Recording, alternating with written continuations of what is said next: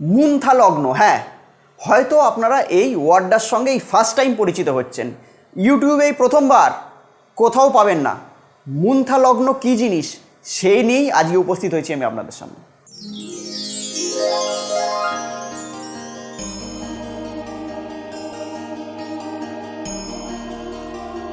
নমস্কার, অয়ন আবারও হাজির আপনাদের সামনে এবং আপনাদেরকে স্বাগত জানাচ্ছি আপনাদেরই চ্যানেলে।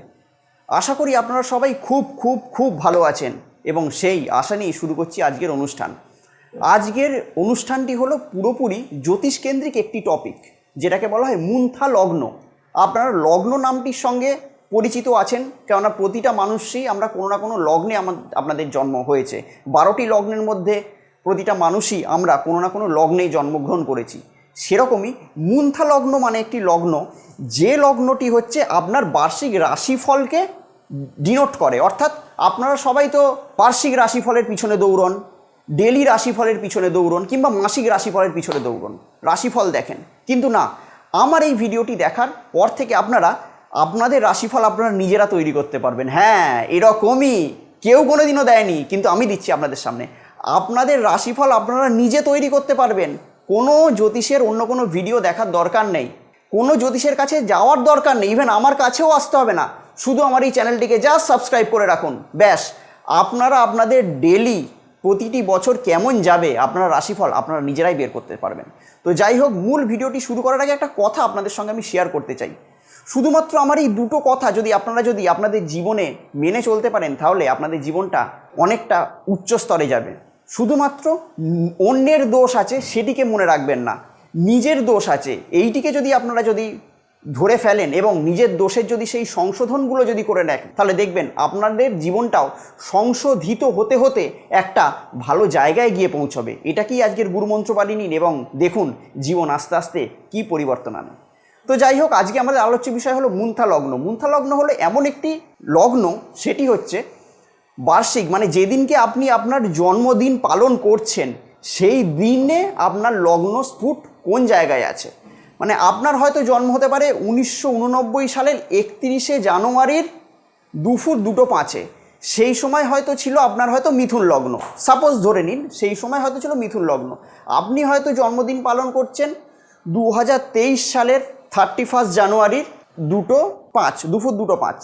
সেই সময় লগ্নস্ফুট যেখানে থাকবে সেটিকে ধরে নিতে হবে আপনার মুনথা লগ্ন।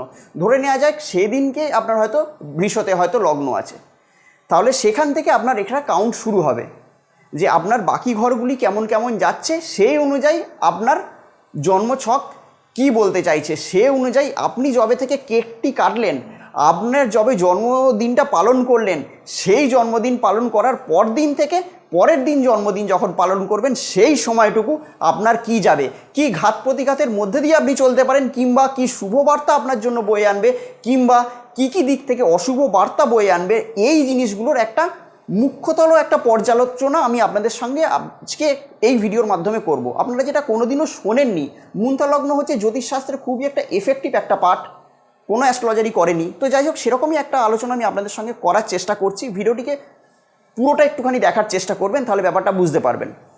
এবার ধরুন, লগ্ন যদি আপনার যেদিনকে আপনি জন্মদিন পালন করছেন সেই দিন হয়তো দেখা গেল যে আপনার যে লগ্ন ছিল সেই লগ্নেই আপনার হয়তো লগ্ন স্ফুট পড়েছে, সেখানেই হয়তো আপনার লগ্ন পড়েছে। তাহলে আপনাদের কি কি হতে পারে আমি 12টা ঘর প্রথম থেকে শেষ পর্যন্ত আলোচনা করব। লগ্নকে ধরে প্রথম ভাব, দ্বিতীয় ভাব, তৃতীয় ভাব, এরম করে করে 12টা ঘরে যদি মুনথা পড়ে যায়, তাহলে আপনাদের কীরকম কি চলতে পারে, কীরকমভাবে কি জীবনযাত্রা চলতে পারে, আপনাদের বছরটি কীরকম চলতে পারে, সেরকম আমি আলোচনা করব। শুধুমাত্র আপনাদেরকে দেখে নিতে হবে সেই দিনের পঞ্জিকাটি খুলে, কিংবা আপনি যেদিনকে জন্মদিনটা পালন করছেন সেই দিকের পঞ্জিকাটি খুলে, কিংবা এখন তো সফটওয়্যার তো আছেই, সেই সফটওয়্যারে আপনি ডেট অফ বার্থ আর সেই দিনের যে সালটা মেরে দেখে নেবেন যে লগ্নটা কোন জায়গায় আছে। ব্যাস, দেখে নিলেই আপনি আপনার রাশিচক্রটির শুভ অশুভ দিক বা রাশিফল আপনি নিজেই বার করতে পারবেন।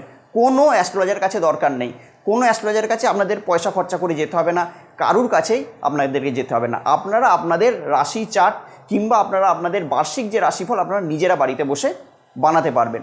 তো আসছি প্রথমে, যদি 1 নম্বরভাবে যদি মুনথা ভাব থাকে তাহলে কি হতে পারে, সেই বছরটা আপনাদেরকে অনেক কিছু পাওয়ার থাকবে, মানে আপনারা আপনাদের ক্রিয়াশীল কর্মের মধ্যে অনেক কিছু ইনভলভমেন্ট পেতে পারেন, মানে আপনারা আপনাদের কর্মের দরুন অনেক ভালো জায়গায় পৌঁছতে পারেন যদি আপনাদের লগ্নস্ফুট যদি লগ্নের মধ্যে যদি আপনাদের যদি মুন্থা লগ্ন থাকে। এবার আসছি দ্বিতীয়ভাবে যদি মুন্থা থাকে তাহলে কি হবে, ধনধান্যে ভরে উঠবে আপনাদের সেই বছরটির টাকা পয়সা, এবং সেই বছরের মধ্যে আপনার কথাবার্তা যেরকম হয় মানুষের মধ্যে যেন আপনি কারোর মধ্যে মিষ্টি ছড়িয়ে দিচ্ছেন।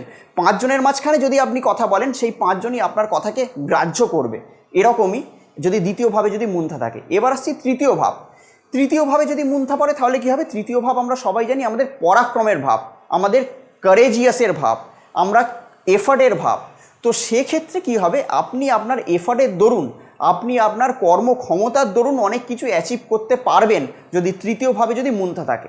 এবার আসছি চতুর্থ ভাব হচ্ছে শুভ ভাব, এক্ষেত্রে কিছুটা নেগেটিভ। চতুর্থভাবে যদি মুন্থা যদি পড়ে যায় তাহলে আপনাদের গৃহসুখের হানি ঘটবে, আপনাদের বাস্তু নিয়ে সংশয় পড়বেন। অনেক দিন ধরে হয়তো আপনারা হয়তো বাড়ি করছিলেন বা সেক্ষেত্রে বা আপনাদের হয়তো জমি ছিল, সেই জমিটা হয়তো আপনাদের বিক্রি হয়ে যেতে পারে, কিংবা আপনারা হয়তো বাড়ি করছিলেন, সেই বাড়িটা হয়তো আপনাদের কোনো একটা ফিনান্সিয়াল কারণের জন্য সেই বাড়িটা হয়তো স্টপ হয়ে যেতে পারে, বাড়ির মধ্যে একটু কলহ, একটু বিদ্বেষ এরকম সৃষ্টি হবে যদি চতুর্থভাবে মুন্থা পড়ে। এবার যদি পঞ্চমভাবে কি পড়লে কি হবে, সৃজনশীল ক্রিয়াকর্মের দরুন, সৃজনশীল ক্রিয়াকর্মের দরুন আপনি আপনার অনেক কিছু আপনি অ্যাচিভ করতে পারবেন। আপনাদের লাইফ পার্টনারের সঙ্গে একটা ভালো একটা ভালো একটা বন্ডিং হবে, আপনাদের লাইফ পার্টনারের সঙ্গে ভালো একটা বন্ডিংয়ের সৃষ্টি হবে। সেই সময় আপনাদের সেই বছরটা আপনাদের প্রেম প্রীতি ভালোবাসায় ভরে উঠবে, আপনাদের প্যাশন হবিস কিংবা আপনাদের ভালো পোশাক আশাক, ভালো খাওয়া দাওয়ার হ্যাবিট আপনাদের সেই বছরটা হতে পারে। এবার হচ্ছে ষষ্ঠভাবে যদি মুন্থা পড়ে তাহলে কি হবে, যদি ষষ্ঠভাবে যদি মুন্থা যদি লগ্ন যদি পড়ে তাহলে কি হবে, সেই বছরটি আপনারা রোগ ঋণ রিপু জ্বালা থেকে বেঁচে উঠতে পারবেন। শত্রুতা অনেকে করবে কিন্তু আপনার সামনে এসে তারা কিন্তু মাথা নিচু করতে বাধ্য হবে যদি ষষ্ঠভাবে যদি মুন্থা পড়ে। এবার আসছি সপ্তম ভাব, যদি সপ্তমভাবে যদি মুন্থা পড়ে, সপ্তম ভাব কী হচ্ছে, আমাদের বিবাহের স্থান, আপনাদের অপোজিট যিনি আছেন, মানে আপনি যদি স্বামী হন আপনার স্ত্রীর স্থান, কিংবা আপনি যদি স্ত্রী হন আপনার স্বামীর স্থান, বা আপনাদের প্রতিষ্ঠা লাভের জায়গায়। তো সেই প্রতিষ্ঠা লাভের জায়গায় একটা ভালো জায়গায় পৌঁছাতে পারেন। আপনি হয়তো ব্যবসা করছিলেন, ব্যবসাটা একটা নর্মাল গতিতে চলছিল, কিন্তু যে বছরটা আপনার হয়তো সপ্তমভাবে মুন্থা পড়ে গেল না, সেই বছর আপনাদের ব্যবসায় একটা আয় উন্নতি ঘটতে পারে। এবং তার সঙ্গে সঙ্গে আপনি যদি স্বামী হন আপনার স্ত্রীর সঙ্গে, এবং আপনি যদি স্ত্রী হন আপনার স্বামীর সঙ্গে একটা ভালো একটা বন্ডিং সৃষ্টি হবে। আপনার হয়তো এতদিন বিবাহ হচ্ছিল না, কিন্তু যেই বছর আপনার সপ্তমভাবে মুন্থাটি পড়লো সেই বছর হয়তো আপনার বাড়িতে একটা প্যান্ডেল বাঁধা হতেই পারে। এবার আসছি অষ্টম ভাব, এটা হলো অনেকটাই নেগেটিভ। অষ্টমভাবে যদি মুন্থা থাকে তাহলে একটি দিকে পজিটিভ, কি হতে পারে, ফাটকা ইনকামের জায়গা। আপনি হয়তো লটারি কাটেন কিংবা হয়তো জুয়া খেলেন, সেই দিক থেকে ফাটকা কোনো টাকা পয়সা হয়তো আপনার কাছ থেকে আসতে পারে, কিন্তু সেই বছরটা কিন্তু আপনার পক্ষে মারাত্মক হতে পারে। আপনাদের কোনো অ্যাক্সিডেন্টাল যোগ তৈরি হতে পারে, কিংবা আপনাদের হয়তো কোনো রক্তপাতের কিংবা হয়তো কোনো রকমের একটা অঙ্গহানি, কোনো রকমের কোনো একটা শারীরিক একটা সমস্যা, যে রোগটা হয়তো এতদিন আপনাদের হয়তো সুপ্ত ছিল, আপনারা সেটা জানতেন না, সেই রোগটা হয়তো এখন আপনাদের প্রকাশ্যে আসলো, এরকম একটা ব্যাপার হতে পারে। এবার আসছি নবম ভাব, মানে ভাগ্যের ভাব। নবমভাবে যদি মুন্থা লগ্ন যদি গঠিত হয় তাহলে কি হতে পারে, নবমভাবে যদি মুন্থা লগ্ন গঠিত হয় সে বছর আপনাদের পক্ষে ভাগ্য একদম আপনাদেরকে ভরিয়ে দেবে, সেই বছর ভাগ্য আপনাদেরকে ভরিয়ে দেবে। মানে ভাগ্যের আপনি সহায়তা এরকম পাবেন, মানে আপনি হয়তো খাটছেন 10 টাকার জন্য, আপনি হয়তো পাবেন 50 টাকা, এরকমই ভাগ্য আপনার সহায়তা প্রতিটা পদক্ষেপে দেবে। সেই বছর ভাগ্য আপনাকে ভরে আপনার যে কাজ করছেন সেখান থেকে আপনি পাবেন, আপনি সব দিক থেকেই আপনার সুখ স্বাচ্ছন্দ্যে ভরে উঠবে যদি নবমভাবে যদি মুন্থা হয়। এবার হচ্ছে দশম ভাব, যদি দশমভাবে যদি মুন্থা আসে তাহলে কি হতে পারে, দশম ভাব হচ্ছে কর্মের ভাব। আপনারা হয়তো সরকারি চাকরির চেষ্টা করছিলেন কিংবা পাচ্ছিলেন না, অনেক কম্পিটিটিভ এক্সাম দিচ্ছিলেন কিন্তু হচ্ছিল না, কিন্তু দশমভাবে যে বছরটা আপনার মুন্থা লগ্নকে টাচ করলো সেই বছরটা আপনাদের সেই সরকারি চাকরিটা ক্র্যাক হয়ে যেতে পারে। বহুদিনের স্বপ্ন ছিল আপনাদের একটা হয়তো ভালো একটা গভর্নমেন্ট সেক্টরে হয়তো কাজ করবেন, কিংবা বহুদিনের স্বপ্ন ছিল কোনো হয়তো ডিফেন্সে কাজ করবেন, তো সেই স্বপ্নটা আপনার আজকে সাকার হতে পারে যদি দশমভাবে যদি মুন্থা যদি ক্রিয়েট হয়। এবার হচ্ছে একাদশ ভাব, মানে সাফল্যের ভাব। যদি একাদশভাবে যদি মুন্থা যদি ক্রিয়েট হয় তাহলে আপনাদের আয় উন্নতি, মানে আপনারা যেরকম খাটছেন সেরকম অনুযায়ী আপনারা পারিশ্রমিক পাবেন, মানে আপনাদের ইনকাম অনেক বেড়ে যাবে। কারণ ইনকাম হাউস, আমাদের একাদশ ঘর হচ্ছে ইনকাম হাউস। সেইখানে যখন আপনার যে বছর আপনি জন্মদিন পালন করছেন সেই জন্মদিনের সেই সময় যদি লগ্ন যদি টাচ করে, মানে সেইভাবে যদি লগ্ন যদি মানে মুন্থা লগ্ন যেটাকে বলে সেটা যদি টাচ করে, আপনাদের আয় ইনকাম বৃদ্ধি হবে, সমাজে আপনাদের মান সম্মান প্রতিপত্তি যশ খ্যাতিতে ভরে উঠবে। এবার আসছি দ্বাদশ ঘর। দ্বাদশ ঘর হচ্ছে ব্যয় ঘর। তো সেই ব্যয় ঘরে যদি আপনার যদি মুন্থা যদি পড়ে যায় তাহলে কি হবে, আপনাদের ব্যয় ঘটবে, মানে আপনাদের হয়তো খরচাপাতি অনেক কিছু হবে, কিন্তু এক্ষেত্রে আপনাদের যেটা হবে একটি বিদেশ যোগযাত্রাও কিন্তু আপনাদেরকে ডিনোট করছে। দেখুন সব কিছুর ভালোর সঙ্গে সঙ্গে কিছু খারাপও থাকে, ভালো খারাপ এই টুইস্ট মিশিয়ে কিন্তু আমাদের জীবন।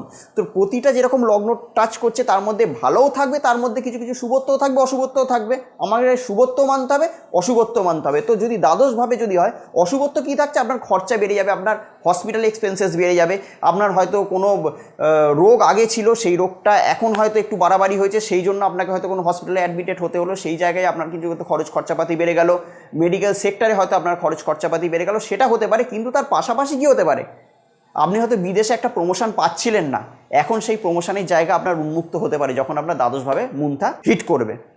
তো যাই হোক, এইটা মোটামুটি আজকের সামগ্রিক আমি আলোচনা করার চেষ্টা করলাম, যেটা ইউটিউবে কোনোদিনও কোনো অ্যাস্ট্রোলজার করেননি কিংবা আপনারা কোনোদিনও শোনেননি, যে মুন্থা লগ্ন জ্যোতিষের একটা খুবই একটা গুরুত্বপূর্ণ এবং খুবই একটা গুচ্ছ বিষয়, সেটা আমি আপনাদের সামনে আজকে আলোচনা করার চেষ্টা করলাম। যদি আপনারা চান যে এরকমই মুন্থা নিয়ে কিংবা এরকম রিলেটেড কোনো এপিসোড নিয়ে আমি আপনাদের সামনে আরও আসি, তো আমাকে অতি অবশ্যই কমেন্ট করে জানাবেন। আর এখানে যদি কোথাও কিছু যদি বুঝতে যদি অসুবিধা হয় তাহলে আমাকে সেই জায়গাটা কমেন্ট করে জানাবেন যে আমরা এই জায়গাটা বুঝতে পারছি না, আমি সেই জায়গাটি বোঝানোর জন্য আলাদা করে ভিডিও নিয়ে আপনাদের সামনে উপস্থিত হব। তো যাই হোক, আমি যেরকম প্রথমে বলেছিলাম যে এইটিকে যদি আপনারা যদি এই সার্কেলটিকে যদি বুঝে যান তাহলে আপনাদেরকে কোনো জ্যোতিষীর বার্ষিক রাশিফল, মাসিক রাশিফল, সাপ্তাহিক রাশিফল দেখতে হবে না, আপনারা আপনাদের রাশিফল নিজেরা তৈরি করতে পারবেন। কেননা আমি একটা জিনিস বারবার ধরে বলার চেষ্টা করি, আপনারা বাড়িতে একটা করে যদি অ্যাস্ট্রোলজার যদি হয়ে যান না, আপনাদেরকে কারুর কাছে গিয়ে পয়সা করি খরচা করার দরকার নেই।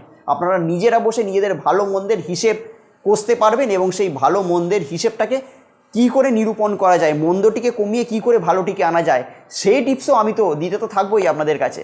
তো যাই হোক, যদি আমার এই ভিডিওটিকে ভালো লেগে থাকে তাহলে এতক্ষণ তো মনে হয় ভিডিওটিকে লাইক করে দিয়েছেন, চ্যানেলটিকে অতি অবশ্যই সাবস্ক্রাইব করে রাখবেন, কেননা আমি বারবার একটা কথা বলি, আপনাদের একটা সাবস্ক্রিপশান আমার হাজারো ইন্সপিরেশান। আপনারা যখন একটা সাবস্ক্রাইব করেন তখন আমার মনে এরকমই ভ্যালুয়েবল ভিডিও নিয়ে আসার জন্য আমি আরও ইন্সপায়ার হই। তো যাই হোক, অন্য কোনো দিন হাজির থাকবো কোনো টোটকা কিংবা এরকম কোনো ভ্যালুয়েবল জ্যোতিষভিত্তিক আলোচনা নিয়ে। ততক্ষণের জন্য আপনারা সবাই সুস্থ থাকবেন, ভালো থাকবেন এবং আশেপাশের সবাইকেই ভালো রাখবেন। নমস্কার।